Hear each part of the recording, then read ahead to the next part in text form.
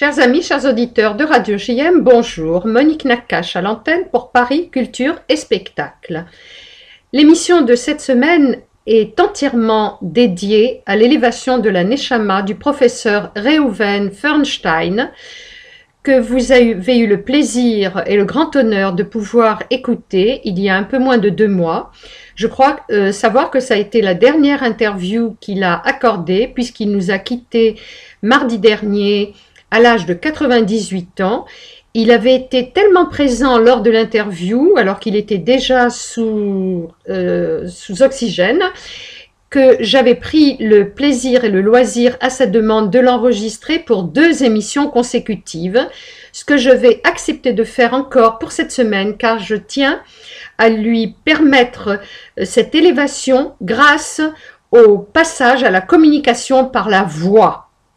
Donc, vous allez écouter la première interview du grand professeur Reuven Feuerstein, spécialiste mondial de l'autisme, dans son institution à Jérusalem. L'honneur et le plaisir d'être aujourd'hui en communication via Skype interposé avec le professeur Reuven Feuerstein.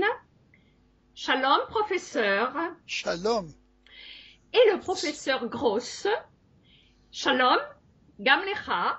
Alors, je ne pourrai pas vous faire passer le professeur Gross pour la bonne raison qu'il est anglophone et qu'à la radio, bien entendu, je sais que vous êtes très impatient et que vous n'avez pas cette patience indispensable pour attendre la traduction. Donc, en accord avec ces 2 sommités, j'ai demandé au professeur Feuerstein s'il voulait bien, quand nous allons parler de la partie neurosensorielle, d'être l'interprète du professeur Gross. Professeur Feuerstein, nous allons entrer tout de suite dans le vif du sujet. Vous savez que votre méthode, que je dénommerai par apprendre à apprendre, est très attendue un petit peu partout de par le monde. Et ma première question va être, professeur Feuerstein, à qui s'adresse votre méthode? Notre méthode s'adresse à toute personne qui a besoin d'une aide pour se développer, pour acquérir les types de communication et les types de pensée nécessaires pour s'adapter dans la communauté et en général. Donc, c'est une méthode qui s'adresse à tous ceux qui doivent apprendre à fonctionner de manière adaptative socialement, émotionnellement et cognitivement. Maintenant, c'est une méthode qui est aussi une méthode d'apprentissage. Ça veut dire ce que nous faisons, nous créons des conditions dans lesquelles l'être humain qui doit apprendre quoi et comment travailler et réagir, etc., il apprendra cela en utilisant notre méthode. Alors, justement, nous allons tout de suite approfondir votre pensée, car je souhaiterais que vous expliquiez aux auditeurs et aux lecteurs, car votre émission va être écoutée également dans plusieurs newsletters aux États-Unis, dans les communautés francophones d'Israël, des États-Unis et du Canada. En quoi consiste la méthode Feuerstein dans le concret?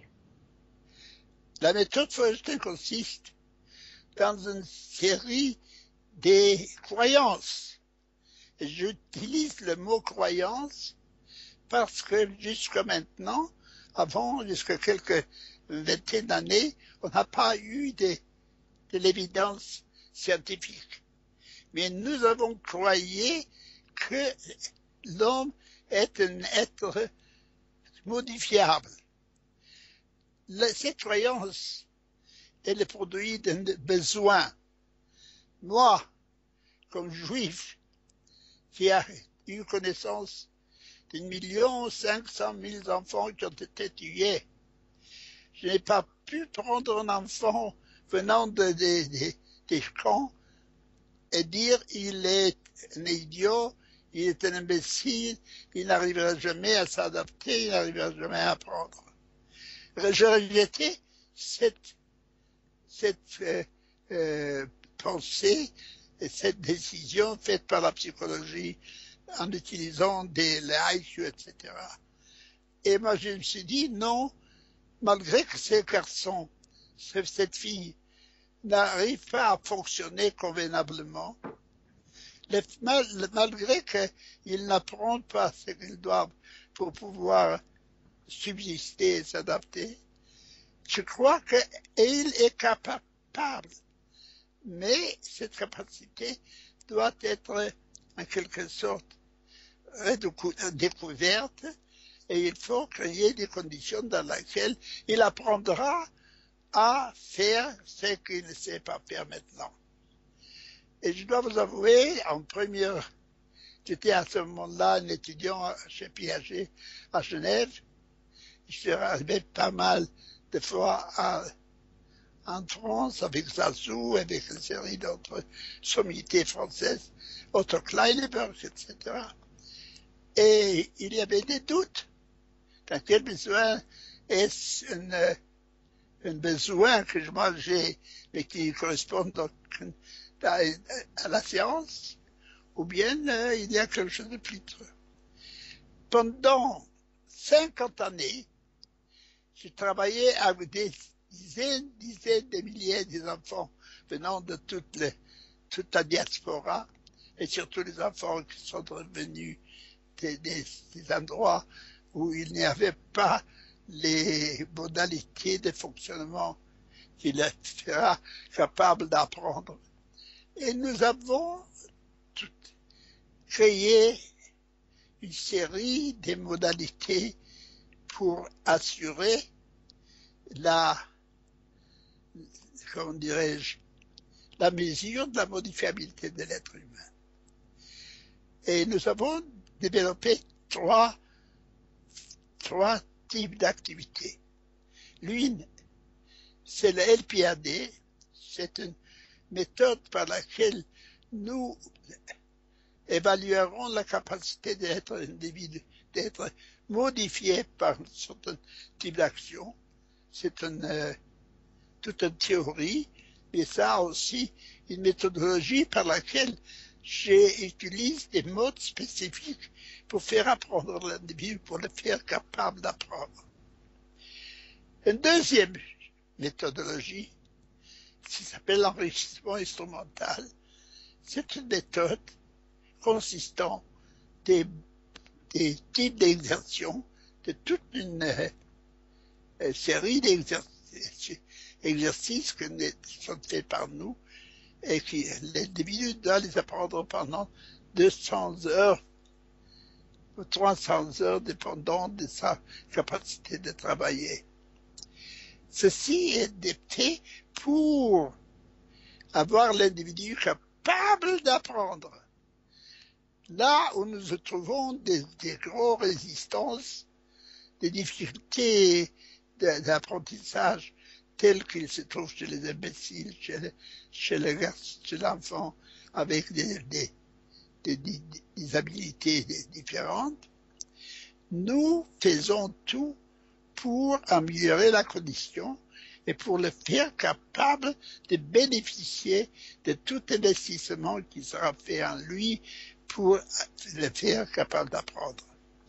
Donc ces deux méthodes sont déjà un pas avant et je dois vous avouer, en premier lieu, on a eu des difficultés à convaincre les gens, mais après un temps, des milliers d'enfants ont commencé à apprendre et à démontrer la validité de notre théorie, de la modifiabilité de l'être humain.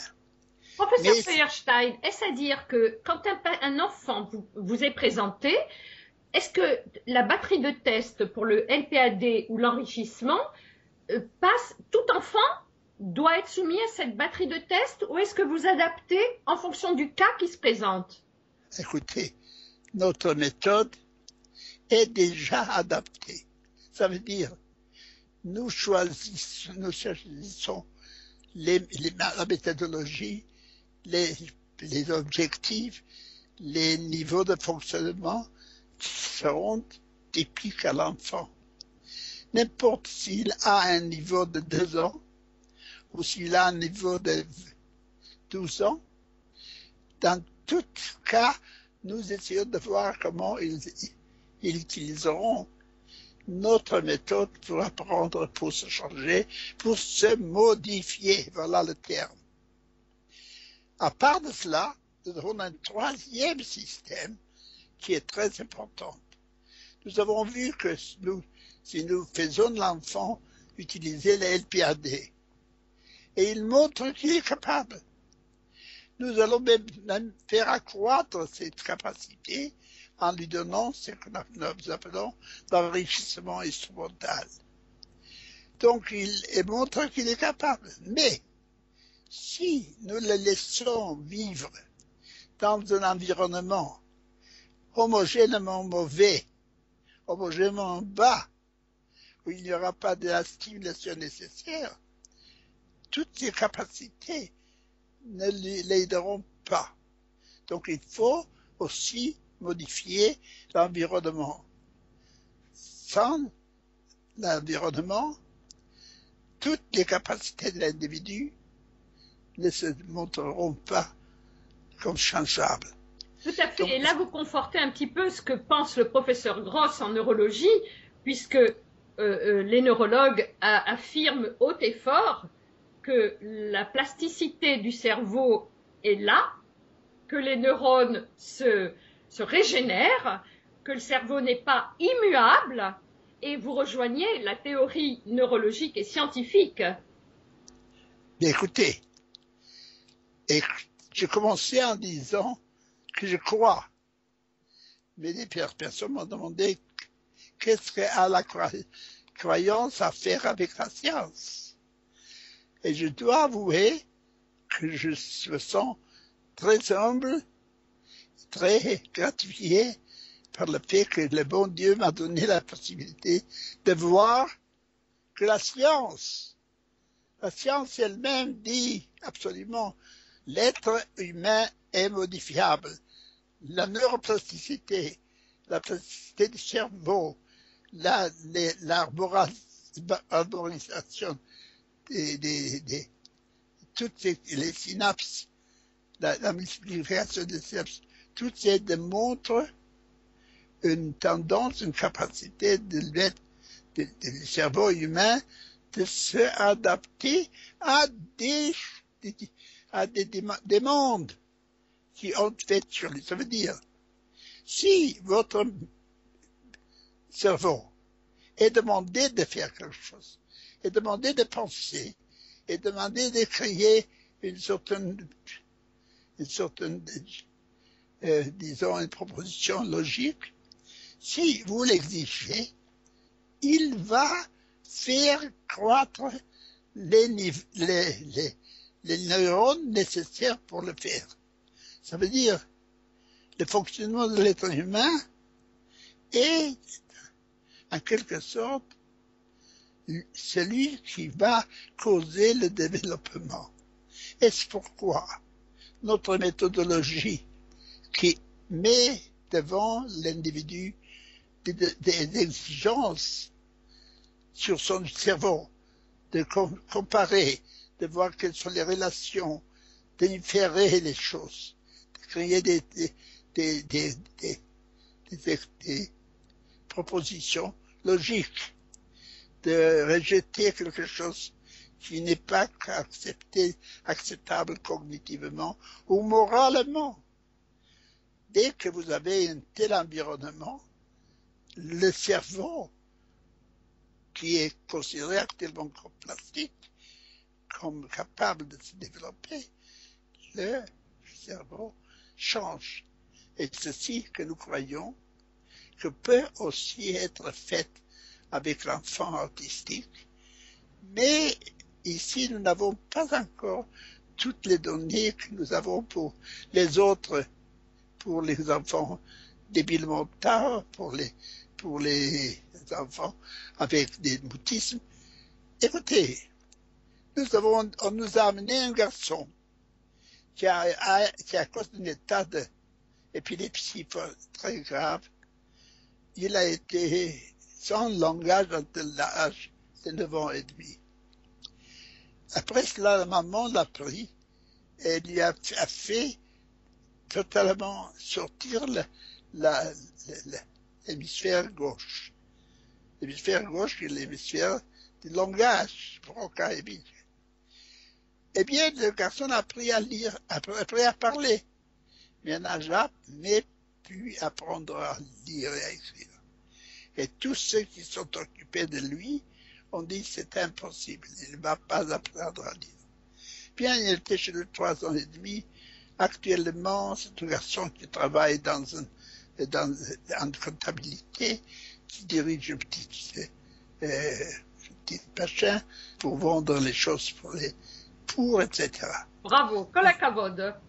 Professeur Feuerstein, nous avons découvert en France, on en parlait un petit peu dans certains milieux, mais nous vous avons découvert le centre avec le livre d'Olivia Catton, qui décrit l'évolution de Ruben dans votre centre. Pourriez-vous nous éclairer sur l'approche individuelle dans vos équipes qui sont toutes pluridisciplinaires, puisqu'il y a les psychomotriciennes, il y a les orthophonistes, il y a la diététicienne. En fait, l'enfant passe dans les différentes disciplines qui s'adaptent à lui, si j'ai bien compris. Qui adaptent leur méthodologie à lui, pas nécessairement, il ne s'adapte pas, il adapte la méthodologie pour la faire appropriée au problème de l'enfant. Nous avons des enfants qui ont un langage très fruste. Pour eux, nous avons une autre méthodologie. Par exemple, nous avons développé une méthode qui s'appelle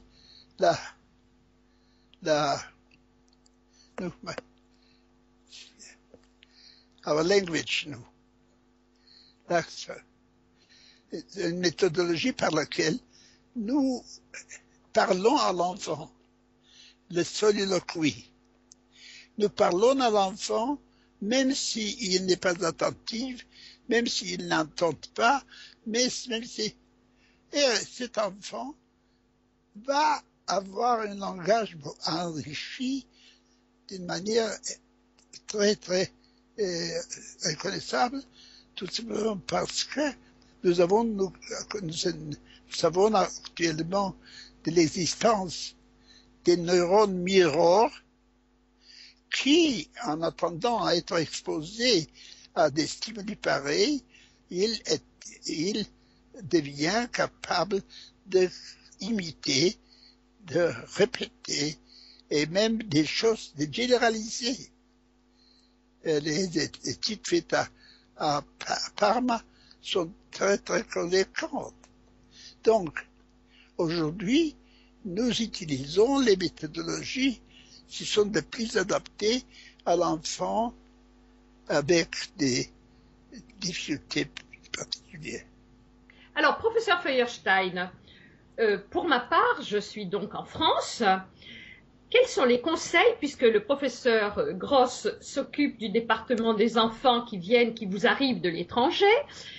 Pourriez-vous nous dire un petit peu, traduire la pensée du professeur Gross, comment placer ces patients qui vous viennent avec une langue étrangère dans la sphère médicale? Parce qu'en fait, l'enfant n'a pas besoin pour s'exprimer de la langue. Écoutez, notre institut, le centre Feuerstein, il y a à Jérusalem un centre Feuerstein élevé par M. Bassou. M. Claude Bassou nous a aidé de monter ce centre Feuerstein maintenant. Il existe depuis 60 années. Et nous avons eu affaire avec des milliers, des dizaines, maintenant des centaines de milliers de personnes dans tout le monde. C'est 60 pays et plus que quelques centaines de centres. Donc, nous attendons. Je veux vous dire une chose. En France, on a eu une de nos centres les plus grands.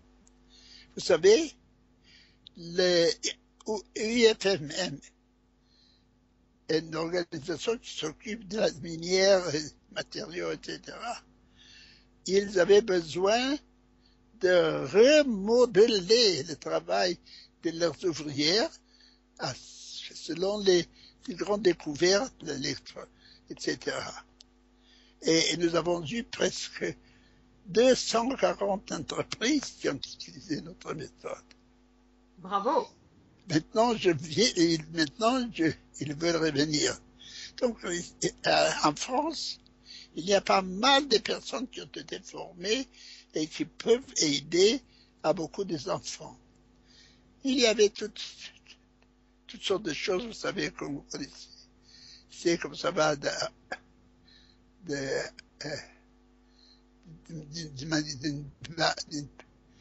point à l'autre, mais ça revient maintenant. Nous avons créé maintenant un centre à Paris qui est en quelque sorte un centre de triage.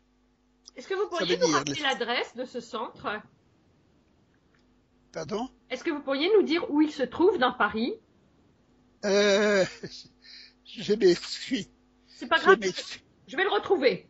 Parce que je sais que les auditeurs vont nous appeler énormément pour avoir le plus de coordonnées. Et donc, ces enfants sont venus là-bas. C'est un genre de triage qu'ils ont fait pour pouvoir voir dans quelle mesure et à quel moment faut-il amener l'enfant en Israël, où il sera évalué par le LPAD, par des spécialistes, et après cela, il pourra rentrer avec nos recommandations au centre français, où il recevra le traitement. Parfois, les enfants restent chez nous quelques mois, selon leurs besoins. Et ceci nous a permis de dire, avec une certaine certitude, que seulement la combinaison entre croyance et science peuvent donner à l'être humain. Tout à fait. Tout à fait. La science en soi-même n'aide pas toujours. Mais si vous avez aidé, si vous avez imposé aussi la croyance, ça veut dire votre besoin qui est le responsable pour la croyance. Moi, j'ai besoin, j'y crois. Je pourrais vous raconter des histoires où les mères ont dit non, je n'accepte pas que mon enfant sera idiot. Je veux qu'il change. Faites-le. Et nous l'avons appris à faire et l'ont fait. Ils sont arrivés à faire. Donc, ces trois éléments, croyance, besoin, croyance et méthodologie appliquée, nous a permis de voir que l'être humain est un être modifiable en utilisant ces trois systèmes. Mais évidemment, c'est très différent. Il y a des enfants qui exigent un énorme effort, un énorme investissement, très longtemps, et ce sont pour des raisons que je ne veux pas rentrer ici. Bien sûr, on peut le comprendre, tout à fait. Parce qu'il passe parfois, c'est très malheureux, c'est très douloureux même. Tout à fait. Donc je ne propose pas de le dire, mais je vous dis que des parents, dès qu'ils voient que l'enfant vraiment... Le professeur Feuerstein, les professeurs amis, je vous dis Shalom Velishtamea, Monique Nakache pour Paris, Culture et Spectacle.